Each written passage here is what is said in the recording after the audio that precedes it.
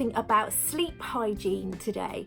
One of the things that we don't talk about so much are all the things that you might be doing that unwittingly and without you realizing it, you're actually impeding your ability to get to sleep. And that's what sleep hygiene is. It's about kind of keeping things clean, keeping things effective for you to be able to get to sleep.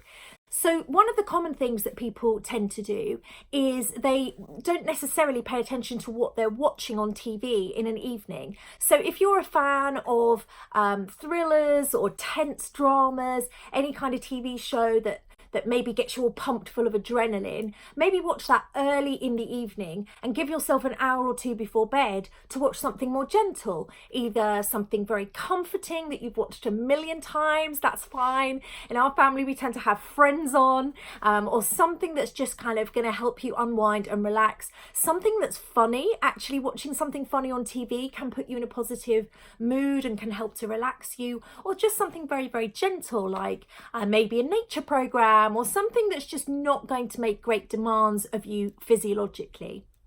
Another thing you can do right before bed is think about what you're actually engaging your brain on. So we know about things like being on your mobile phone or being on a mobile device of any kind, really, that the blue light's stimulating you, but it's also about what you're actually consuming. So if you're flicking through images through Instagram, or you're maybe on YouTube watching very stimulating videos in that kind of hour before bed, that's probably going to prevent you from kind of unwinding as quickly as you might otherwise do if you are watching something really mindful.